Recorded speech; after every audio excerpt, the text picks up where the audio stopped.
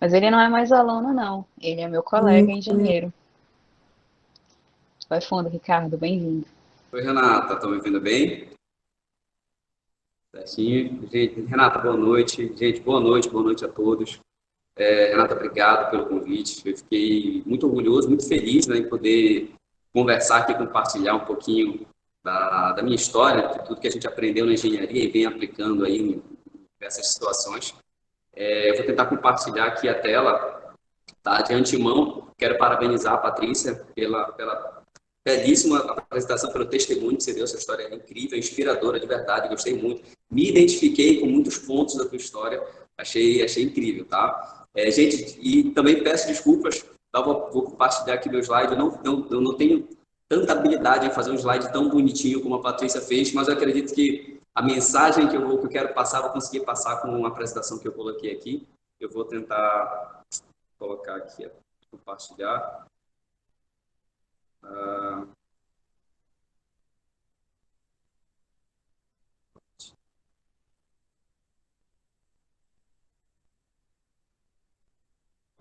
Aparecendo aí, Renato.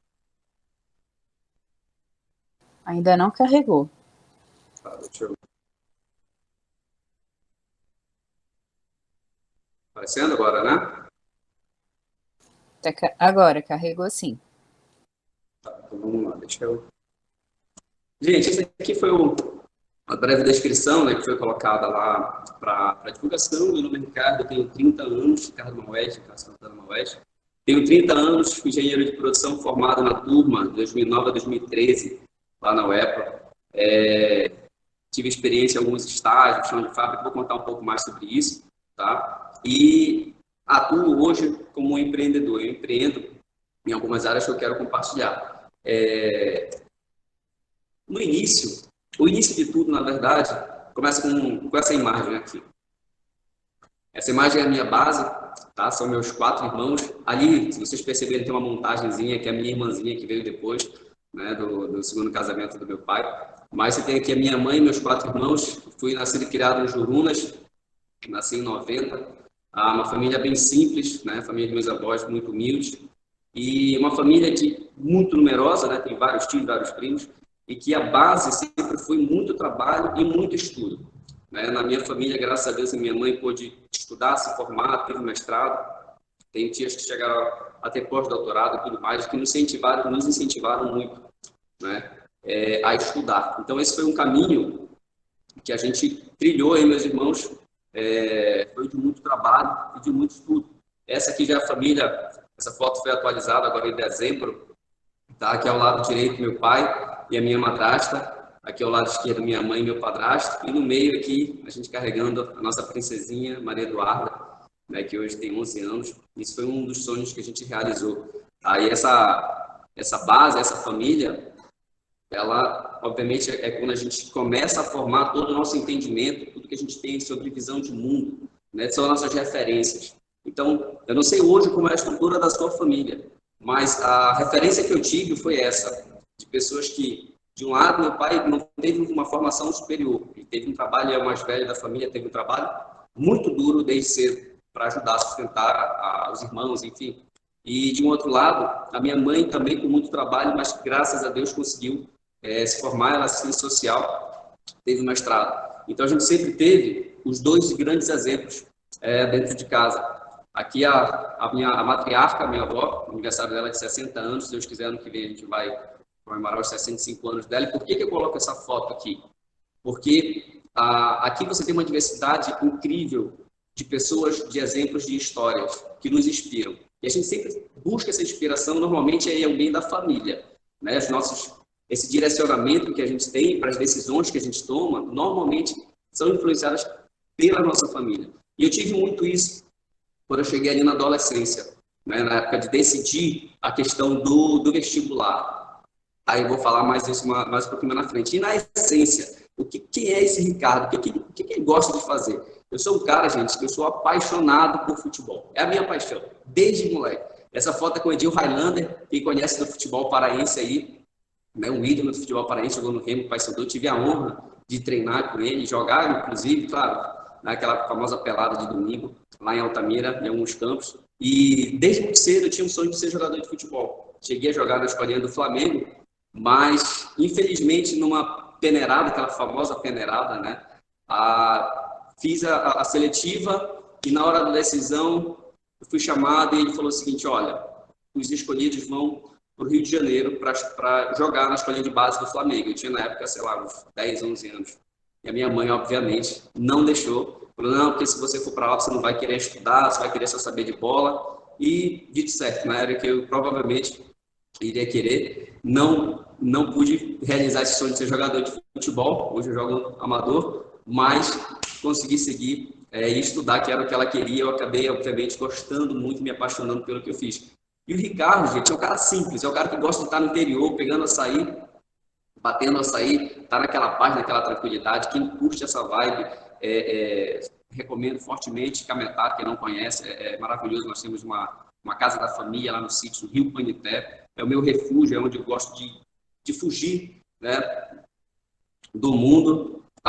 Esse aqui é o meu lado, é o Maurício, eu estou no meio aqui, esse aqui são primos, né? São primos, aqui é uma casa bem simples, de madeira, de palafita, na beira do rio, só cheio de barco lá. Na época não tinha energia elétrica, não tinha celular, não tinha nada. Era o que eu amava fazer, a minha família inteira, a gente ia em julho para lá e passava um mês todo. Então era o que a gente gostava de fazer, tomar banho de rio, jogar bola, né? Isso aqui era uma foto das antigas, quando a gente gostava daquela bagunça da braba, cachaça e tal, enfim, né? A gente sempre tem essa época, esse período. E aqui, gente, resumidamente, para fechar aqui essa imagem, esse sou eu, tá? Esse é um cara muito simples, muito apegado à minha família, muito apegado aos princípios e valores que eles me passaram, a toda a experiência, que ama estar com os amigos, não estar na bagunça, que gosta de se divertir, gosta de viajar, conhecer o mundo, conhecer pessoas. Tá? Eu coloquei um pouco na minha descrição. E aí eu vou entrar agora mais especificamente na engenharia de produção. Essa foto aí, ó, você vê a disposição do aluno. Para quem não sabe, para quem está aqui de fora, o curso de engenharia de produção eu fiz 2 anos de manhã e 3 anos à noite. Tá? Então, de noite você já está realmente bem baqueado, bem cansado para assistir aula. E essa aí é normalmente a postura, essa aqui é a minha turma. Acho que deve ser uma aula de sexta-feira, né? Já não tem quase ninguém aí. Mas o interessante, gente, que antes de entrar no curso de engenharia de produção, a gente fica, como a Patrícia falou, naquela dúvida. Que curso eu quero fazer? O que eu vou fazer? E aí, se você tiver com papel e caneta, eu peço que você anote e você coloque no papel quem é você. O que você gosta de fazer? Qual é o teu propósito? Como, de fato, você se vê nos próximos 5, 10, 15, 20 anos? Qual é o estilo de vida que você gostaria de ter? Eu tinha muito isso comigo. Eu li alguns livros que me fizeram refletir. E naqueles testes vocacionais da Batista Campos, eu procurando o curso, procurando quem fazer, claro, eu sempre gostei de estudar, tinha umas notas legais, e a família, Ricardo, por que tu não faz medicina? Medicina é legal, é isso e aquilo, né? A gente sempre tem aquele estímulo. Mas nesse dia, nesse caminhar, num stand, eu ouvi a apresentação do curso de engenharia de produção. E foi ali que eu me apaixonei. Porque ele falou com tanto brilho nos olhos, com tanto entusiasmo do que era o curso, falando que a gente trabalha com pessoas, com otimização de processos, de resultado, com melhoria contínua, sabe? Ele foi com tanta paixão que eu falei, cara, é isso que eu quero. Mexe com negócios, com empresas, com isso. Eu falei, cara, é isso. Eu me apaixonei, é isso que eu quero fazer. E eu comecei, na época eu passei em engenharia civil na Federal e engenharia de produção na UEPA, cursava os dois, na época o UEPA era só de manhã e eu cursava engenharia civil de noite, mas eu não tinha vida, de verdade foi muito difícil, eu só tinha tarde livre, eu tinha que começar a estagiar depois, eu decidi abandonar a engenharia civil e permanecer em engenharia de produção por essa visão de ter um leque maior da área de conhecimento para trabalhar. Essa foto aqui, gente, é um meio início de atuação, digamos assim, tá? Dos conhecimentos da engenharia de produção. Foi meu primeiro, esse já foi meu terceiro estágio, né? O primeiro estágio, eu não encontrei foto para colocar, mas meu primeiro estágio foi na Iberaca Sabará, Químicos e Ingredientes S.A., foi uma indústria, fica no terminal de cargas de Belém, ali, já na Ananindeua, na BR, do lado da ABB, e eu passei um ano de experiência no chão de fábrica, gente. E aí eu começo colocando para vocês, para quem já teve essa experiência, se eles estão se formando, e se porventura alguém está aqui começando o curso de engenharia de produção ou conhecendo, cara, chão de fábrica para estagiário é punk, é complicado. É como a Patrícia falou, você tem toda uma teoria, todo um achismo e na hora, na prática, é muito complicado. Eu era o mais novo da turma. Eu era estagiário com o conhecimento, a informação, e tinha que lidar com uma equipe que já estava 2, 3, 4 anos na fábrica, cheios de vícios, e que já sabiam fazer as coisas lá, né? Meio que do jeito deles. Então, a primeira grande dificuldade é essa, que a gente lida, é justamente, a Patrícia comentou também, não tem como no curso de engenharia de produção a gente ter todas as disciplinas de todas as áreas de conhecimento. Então, esse relacionamento interpessoal, essa dinâmica com pessoas mais velhas que você, com pessoas que têm já experiência e mais idade lá no curso, para você meio que colocar o que eles devem fazer, foi muito difícil para mim, tá? Muito difícil mesmo. Eu era bem novinho, a gente tinha uns 19 anos mais ou menos, quando eu fiz o meu primeiro estágio. Mas tive uma experiência muito legal. Por quê? Porque lá nós tínhamos um grau de exigência muito grande, a gente fornecia matéria-prima, insumos para a Natura, e ela é muito rigorosa no controle de qualidade, enfim, todos os seus critérios. Então, eu aprendi muito sobre qualidade lá, obviamente aprendi muito sobre planejamento da produção em si, a organização de estoque, de todo o planejamento de produção. Tive que solucionar vários problemas lá para o gerente, ele era engenheiro, só que engenheiro mecânico, tá? O nosso gerente. E, claro, aí vem o grande X da questão aqui, né? A gente precisa sempre jogar no mesmo time. Sempre tem que ter aquela ação ganha-ganha. Por que eu estava ali naquele estágio ainda? Se era tão longe e ganhava pouco, né? A gente sabe que ganhar pouco, mas tão trabalhoso. Porque eu queria ter aquelas habilidades, aquelas experiências. E, obviamente, a empresa precisava do que eu conhecia colocado em prática lá para gerar resultado para eles. Então, a gente precisa jogar no mesmo time e ter essa relação ganha-ganha. Quando eu conseguir alinhar isso com o meu gerente, a gente consegue barganhar muita coisa, tá? Eu digo isso porque, como a Patrícia falou, eu fiz carga horária dobrada, ia de manhã e de tarde, fazia além do que deveria ser feito para conseguir algumas regalias lá com eles que eu vou mostrar para vocês daqui a pouquinho também, tá? Uma dessas regalias está aqui, foi o Energético, Encontro de Engenheiros de Produção, foi lá em Bento Gonçalves, no Rio Grande do Sul. E nessa época, tá, eu consegui aprovar um artigo ali, a gente apresentou, esse foi o Davi, meu colega, a Renata deve lembrar dele, Davi Fidelis. Então, claro, que às vezes a gente chega e bate logo aquela foto para mandar para a família, né? Quem nunca? Foi num congresso, bate logo a foto da turma, olha, irmão, estou aqui e tal, tá tudo certo, vou apresentar. Acabou o congresso, você sabe que, né? Só diversão, só passeio, só lazer. E foi isso, eu passei, gente, essa foi uma viagem extraordinária, porque nós saímos de Belém, fretamos um ônibus, uma turma inteira, pessoas que não eram do curso de engenharia de produção. Nós fomos para Bento Gonçalves, paramos em vários lugares, Caldas Novas, Hot Park, enfim, Beto Carreiro. Gente, foi fantástico. E em Bento Gonçalves participamos do evento e de lá nós fomos ainda para Argentina. Vou comentar aqui, ó, tá aqui algumas fotos, né? Tá aqui para quem é Paysandu. Desculpa, Renato, se eu não me engano, você é Paysandu, né? Então tá ali, mas eu levei a bandeira do Leão lá pro estádio do Boca. Dancei um pouquinho de tango lá no Caminito. Bati muitas fotos lá, enfim. E passeamos bastante lá nesse dia. Então, essa viagem, gente, por que eu coloquei aqui? Porque ela abriu a minha mente. Foi meu primeiro contato internacional. Quando eu pude ir para a Argentina, quando eu tive que me virar, tendo que falar um portunhol ali, muito improvisado, que eu não sabia absolutamente quase nada, só aquele espanhol ali do ensino médio, né? Mas aquilo abriu a minha mente. Eu falei, cara, existe um mundo lá fora. E eu tenho uma tia que sempre estimulou, sempre incentivou a gente a estudar e ir para o mundo. Ela falou, vai para o mundo, vai para o mundo. E ela ampliou muito a minha mente. E essa viagem ela tem esse significado para mim.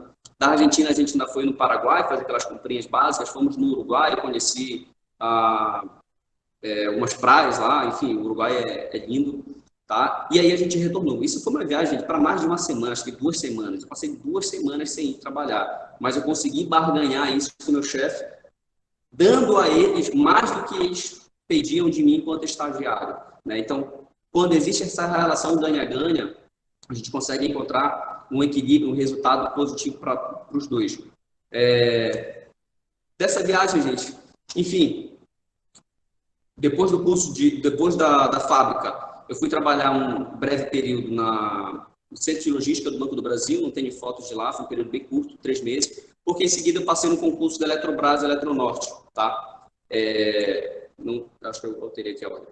Mas passei no concurso da Eletrobras e Eletronorte, foi uma experiência de 2 anos, foram 2 concursos consecutivos que eu passei, e eu fiz e passei em primeiro lugar, graças a Deus, e participei do painel de estagiário, né, onde eu apresentei um projeto de melhoria para a empresa e fui premiado por isso. Então, eu estava naquele dilema, nesse período, gente, de me dedicar fortemente para essa área de estudo, para essa área acadêmica, ou para uma área que me chamou a atenção desde muito cedo, que foi o empreender. Por que eu digo isso? Porque o empreender me trouxe diversas coisas. Por exemplo, essa viagem que eu fiz lá para a Argentina, para o Congresso e tudo mais, foi graças aos pequenos empreendimentos que eu fazia desde cedo, pequenos negócios, vamos dizer assim. Tá? Mesmo enquanto estagiário, ganhando ali meus 500, 600 reais, eu já comecei trabalhando com venda de roupa de marca. Né? Comprava de Brasília, comprava de Goiânia, revendia aqui em Belém, vendia para os amigos da faculdade e tudo. E pasme, o que eu ganhava por mês, enquanto estagiário, eu tirava às vezes em um dia, quando eu saía para vender, pegava o carro, colocava tudo, no final de semana eu fazia. Então, não era só pelo dinheiro, era pela experiência que aquilo me proporcionava, né? Pela ampliação da minha mente. Cara, eu consigo fazer algo a mais do que só um valor fixo de estágio. Isso foi sensacional. Mas por que eu continuei no estágio até o último ano da minha faculdade? Pela experiência que aqueles estágios iriam me agregar. Tá? Então, eu consegui fazer as duas coisas juntos. E aí, me formei, não teve festa da turma, mas minha família, graças a Deus, conseguiu fazer. E essa aqui é uma reflexão. Minha família conseguiu fazer uma festinha, né? Lá no condomínio. E essa é uma reflexão que eu coloquei no meu Instagram que eu queria compartilhar com vocês. Olha só. Por coincidência, eu encontrei essas duas fotos. Uma é de julho de 2013. Eu formei no final de 2013, né, início de 2014. E a outra agora foi em dezembro de 2020. Foi em dezembro eu coloquei 2020, se não me engano, 2019. Foi lá em Lima, no Peru, uma experiência que eu tive lá. E a reflexão que eu quero trazer para vocês é justamente a seguinte. Se você já tem uma certa idade, imagina que você pudesse fazer uma ligação para você mesmo. Exato. Você pudesse ligar para você de 7 anos atrás. Quais seriam as dicas que você daria para você? Para você seguir ou para você não seguir? E para você que é novo, que está começando essa trajetória, imagina que você pudesse falar com você mesmo daqui a 7, 8 anos. Você recebesse essa ligação. O que será que você gostaria de perguntar? O que você esperaria ouvir de você daqui a 7 a 10 anos? Essa foi uma reflexão que me fez colocar para vocês aqui a seguinte mensagem. Eu hoje falo com vocês como se eu estivesse falando com o Ricardo que está se formando. Então eu falo com muito carinho, com muito amor, porque eu estou falando para mim mesmo.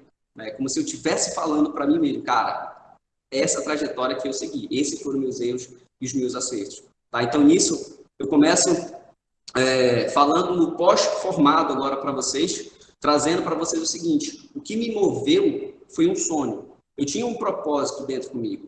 Eu disse para mim mesmo, eu falei, eu vou me formar. Eu quero ter uma experiência internacional que possa me enriquecer em termos de cultura, em termos de conhecimentos e tudo. Vou voltar com essa bagagem, toda essa experiência. Eu quero trabalhar em uma grande empresa. A maioria dos engenheiros tem esse sonho, né? Uma Vale da vida, enfim, todas essas grandes empresas que a gente já conhece. Conseguir um alto cargo. E, ao mesmo tempo, lembra que eu falei para vocês, trabalhar e empreender é o que a Patrícia faz hoje. Juntar dinheiro e criar negócios. Para quê? Para que aos 30 anos em diante eu pudesse ter uma renda residual. Ou seja, eu pudesse ter negócios que pagassem meus custos, que pudessem manter uma vida tranquila, uma vida onde eu pudesse ter tempo de qualidade, onde eu pudesse viajar e curtir com as pessoas que eu amo. Era esse o meu planejamento. E, óbvio, depois dos 30 anos, com essa estrutura montada, eu ia pensar em casar, eu ia pensar em fazer construir família, enfim, construir outros sonhos que eu tenho. Então, se vocês entenderem essa visão que eu tinha desde quando eu comecei a faculdade, vocês vão entender toda a minha trajetória. Porque logo que eu me formei, eu vendi absolutamente tudo que eu tinha moto, peguei o dinheiro e fui para essa experiência na Polônia. A Renata também já esteve lá, uma experiência sensacional. Eu fui por uma ONG chamada IESEC, participar de um projeto social para ensinar inglês para crianças de 3 a 6 anos. Mas, cara, o que tem a ver isso, cara? Todo engenheiro quer se formar, quer começar a trabalhar, ganhar dinheiro. Não. Eu queria ter essa experiência antes de me prender nesse sistema de trabalho, dano e tal e tudo mais. E foi uma experiência muito enriquecedora, muito fantástica. Quando esses jovens com uma mente incríveis, jovens que viajam a Europa toda, que me agregaram muito. Então, essas são as fotos. O primeiro impacto, né? Eu não tinha o inglês lá, essas Coca-Cola. Então, fui desenvolvendo lá, aprendi um pouco mais.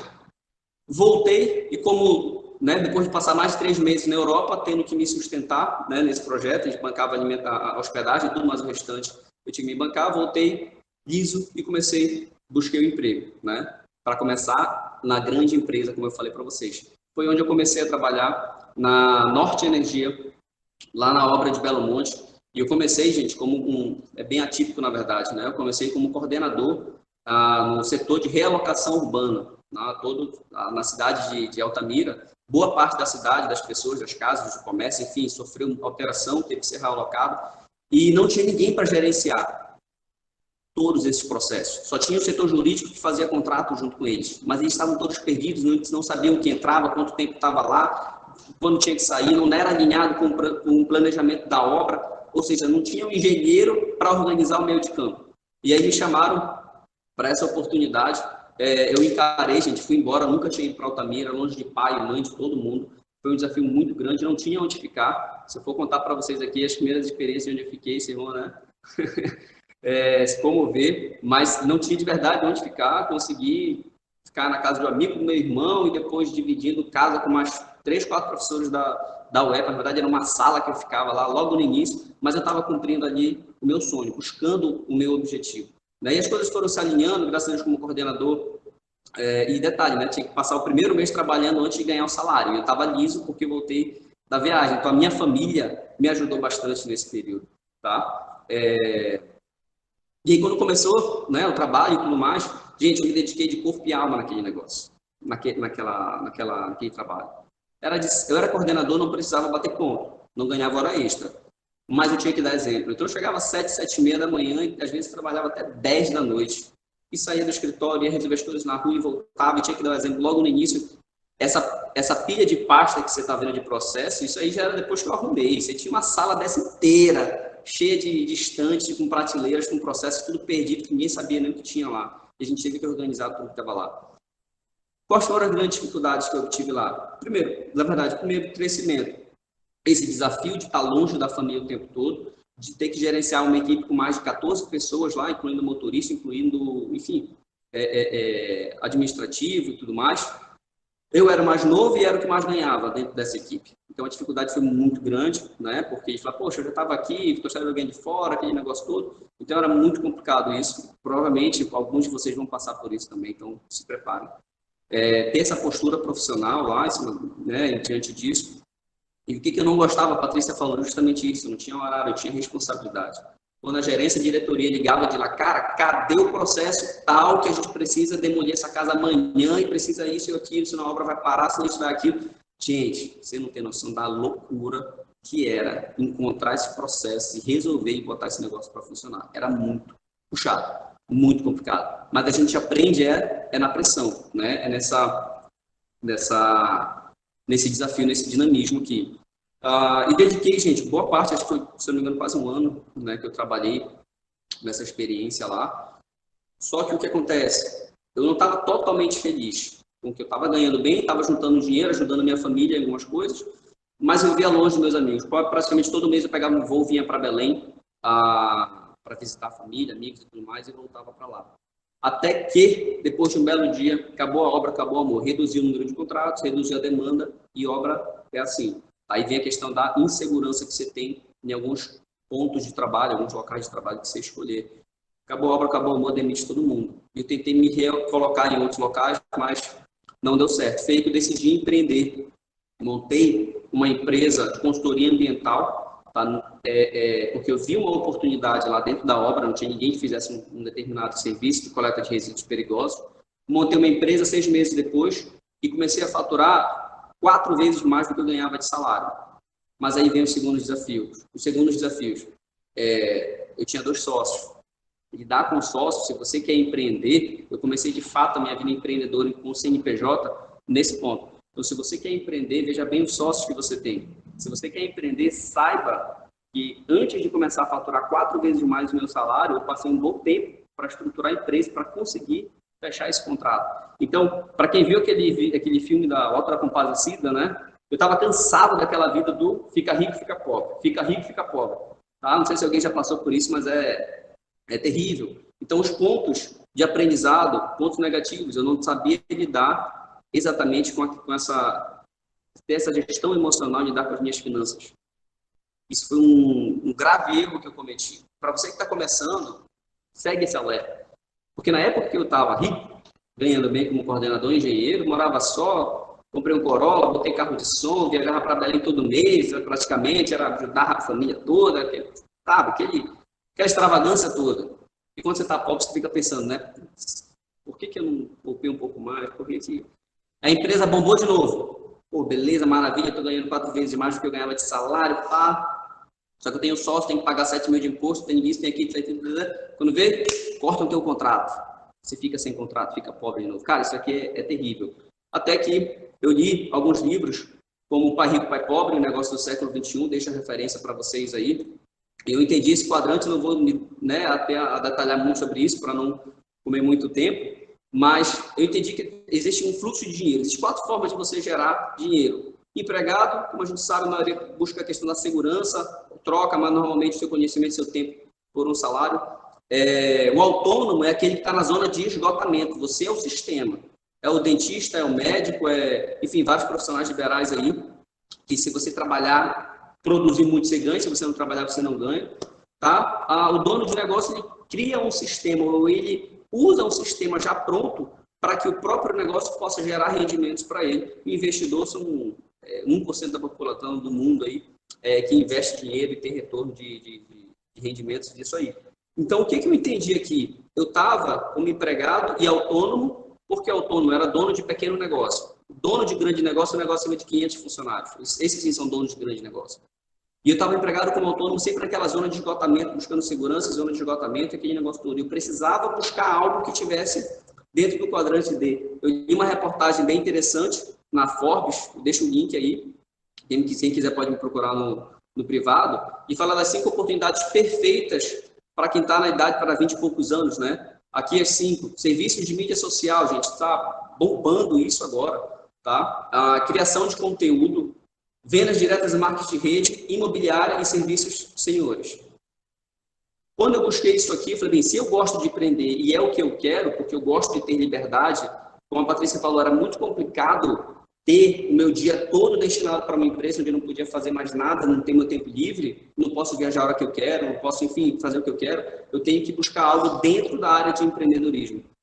E hoje, gente, graças a Deus, graças a essas escolhas, eu empreendo, tá, em alguma daqueles segmentos que estão lá, e essas escolhas me trouxeram algumas grandes oportunidades. Uma delas foi expandir um projeto lá para Lima. Eu morei 5 meses lá em Lima, no Peru. Fazendo esse negócio, eu conheci a Dais, que hoje é minha noiva, né? E foi uma experiência muito marcante. Eu pude subir num palco, realizar um dos grandes sonhos que eu tinha, que era palestrar em outro idioma, em outros países. Isso aqui foi lá em Lima, no Peru. Foi um desafio muito grande. Eu gaguejei muito, o portunhol, né? Vocês imaginam, foi daquele jeito. Mas foi muito legal a experiência que nós tivemos lá.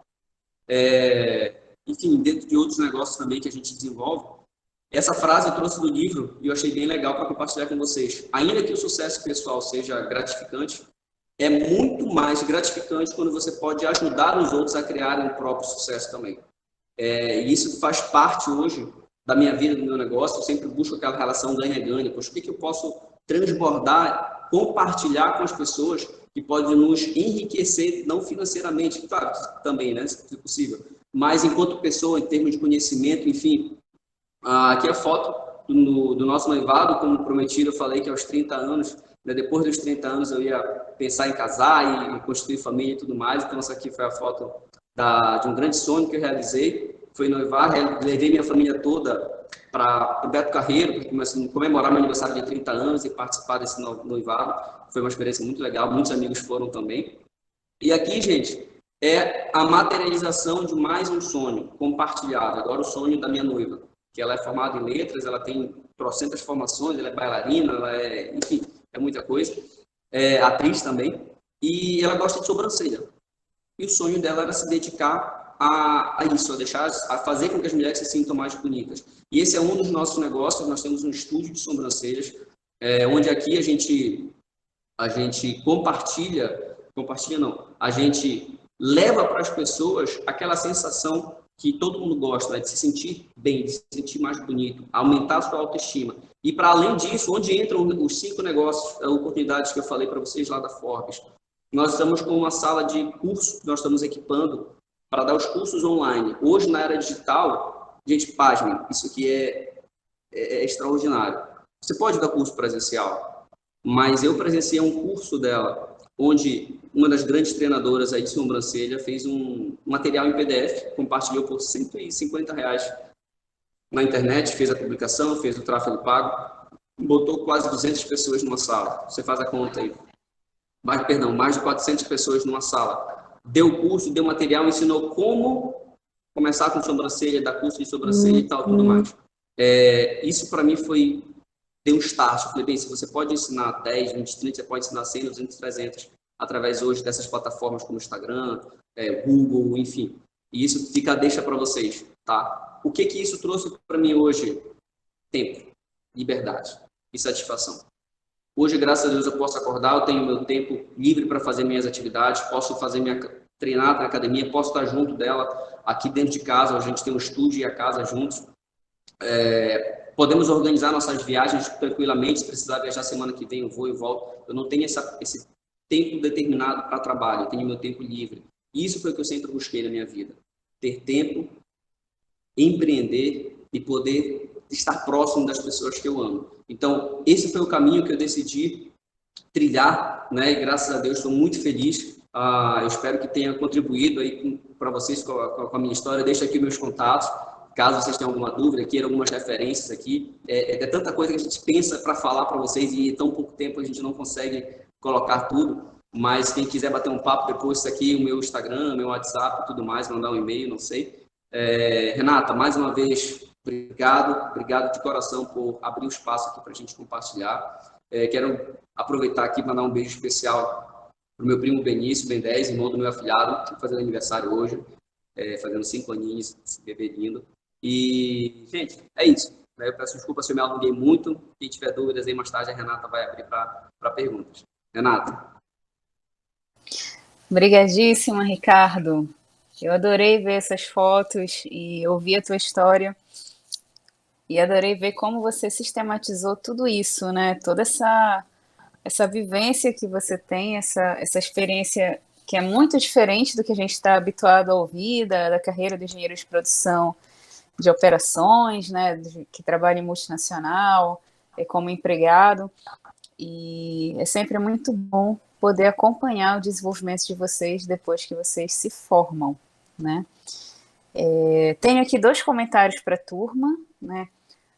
O primeiro é que, olha, Ricardo, eu sei que você é remista, mas ninguém é perfeito, por isso eu continuo te admirando muito.